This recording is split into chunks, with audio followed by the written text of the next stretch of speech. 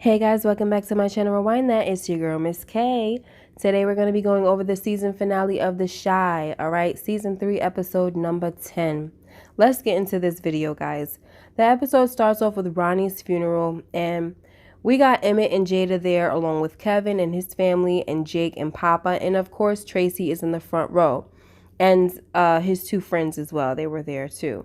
So when Pastor Stanley asks if anyone would like to say any last words, Keisha walks up to his casket and places a bouquet of roses on top of it and says, "Thank you." But before that, we get a flashback of Keisha coming out of Omari's house and Ronnie is close behind. He calls her name, then walks over to her and they hug. And I was just like, wow. Remember when I kept saying no hugs for Ronnie? Goodness gracious. Well, thankfully we see that at least Keisha showed the man some love, okay? Anyway, next, they're at the burial site and Emmett asks Keisha if she's okay. She tells him that she doesn't know how to feel. Then eventually lets him know that she's pregnant. So he was like, "What are you going to do about it?" And she says that she's still trying to figure it out. Then the cops pull up and arrest Pastor Stanley. And the only thing that I didn't get was why they had to do it there. You know what I'm saying? Why would you feel the need to arrest him while he was doing a funeral? Like, it's not like he's hard to find or something. You know what I mean? Anyway, Poppa takes his father's arrest pretty hard and he doesn't really know what to do.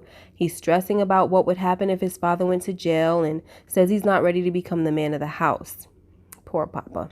Next, Keisha sits down to talk with Jada for some advice on what to do about her pregnancy. Jada tells her that whatever decision she decides, it's the right one. Then she tells Keisha that she has someone else she thinks she should talk to, and that person is Tiffany. So she sits down and talks to Tiffany, and Tiff tells her that she's sorry about what Keisha went through. Then she says that she found herself in the same situation with Emmett last year, and she decided to have an abortion.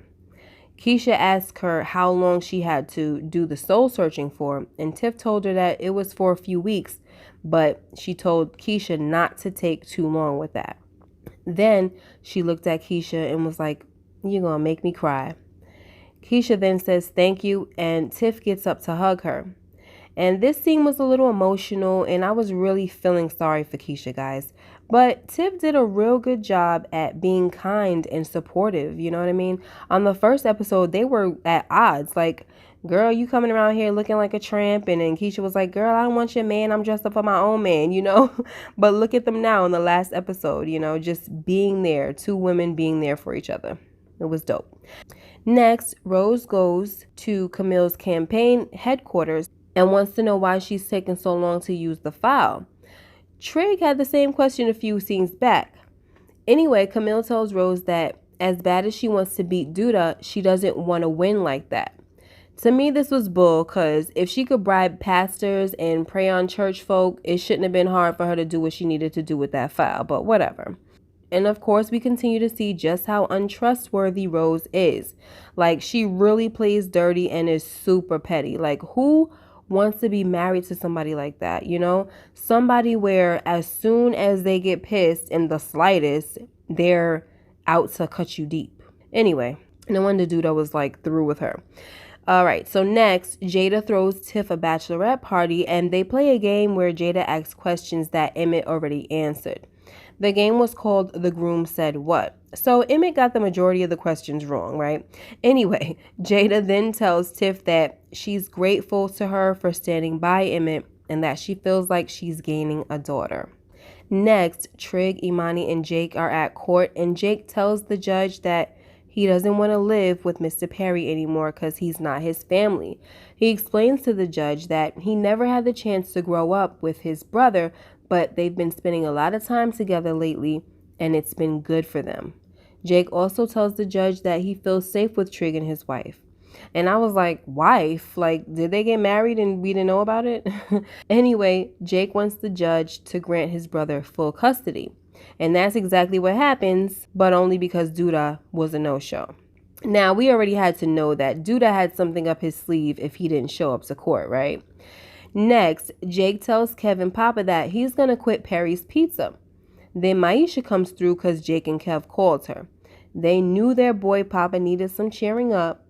So Maisha takes him to the back and she sits him down and she puts her chain around his neck to let him know that they can officially go public with their relationship. And that was really sweet. Anyway, next, Darnell takes Emmett to a massage parlor.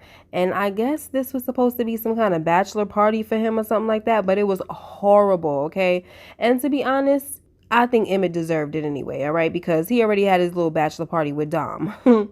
Anyway, so while Emmett is having a horrible time, Tiffany is turning up at her party. Next, Camille gives a farewell speech to her campaign team because she lost the race.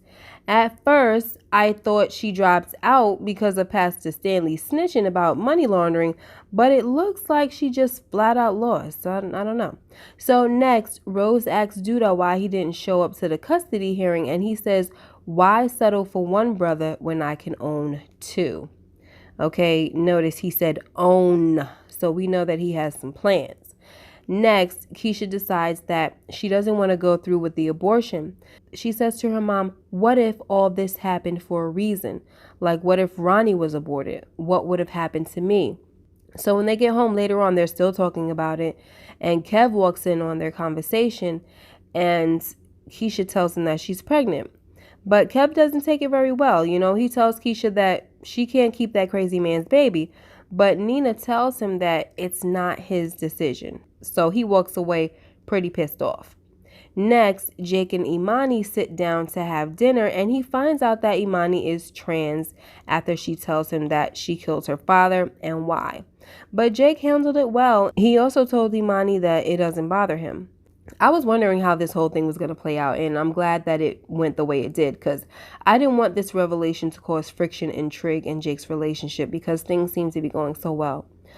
Anyway, so then Imani has to tell Jake to wash the dishes because she ain't going to be cleaning up after him. She lets him know that she's just trying to teach him responsibility and not trying to be his mama. So Jake seems to understand and gets them dishes done. Next, we see that Kev and Gemma finally go through with losing their virginity, and that's all I'm going to say about that. I'm just thankful they didn't show these kids having sex, okay? Next, Douda stops by Trig's house and congratulates him. And Trig congratulates him as well. Douda then tells Trig that there's no hard feelings, but Trig says, I got hard feelings because you tried to kill me. So Douda says, if I wanted to kill you, you'd be dead. Anyway, Douda cuts to the chase and tells Trig that he wants to continue paying for Jake's education, but in exchange for Trig working on the streets for him. Trig says no at first and that he's done with the street life because he's trying to stay in the house. But Douda tells him that he skipped the custody hearing on purpose and that this is a great opportunity for him. So Trig says, I'm not trying to go back to jail. That's when Douda tells him that he doesn't have to worry about the police. He says, I'm going to change out the chief of police for my head of security, and you'll have everything you need. Then Trig agrees, but Imani, you can tell she wasn't happy about it. And I wouldn't have been either if I was in her shoes. You know, they didn't come there for all of that. And honestly, all I could think of while this was going on is, why is Trig doing this? You know what I mean? Like, what's his plan? Does he have a grand plan? Because I still want to know if they're going to get revenge for what happened with Reg. You know what I mean? Next, Emmett and Tiff actually go through with their wedding and no one is there to object, okay? So Emmett went through the whole episode without telling Tiff the truth about what happened with Dom. Anyway, the episode ends by showing different scenes of characters. So, you know, you got Poppa and Maisha walking home, and you got Jake getting his hair done by Imani while Trig playfully splashes them with water. Also, Nina and Dre spend time together, and Nina finally looks relaxed, okay? And she's actually smiling, so that was good to see. But Keisha is in the bed looking like she can't sleep, okay? So she gets up and she goes for a run. And that's how the episode went off, and that was the season finale of The Shy, guys, okay? It was a little boring for me, you know, for a finale, but I guess since they gave us a little shock last week, they feel like they didn't need to come hard, I guess. I don't know, but I will say that this episode just seems like it was made to set the stage for next season. I do think that things might really heat up with Douda next season, especially since he told Trig that he's the new sheriff in town, okay? And I really wonder how that's going to play out. That's pretty much the only storyline I'm kind of interested in at this point, to be honest. Anyway, guys, that's it for this video. Let me know what y'all thought about the season finale, okay? Make sure you like, comment, and subscribe if you haven't already. Hit that notification bell so you know when I upload more videos like this one. Thank you so much for tuning in with me. Take care and be blessed. Bye-bye.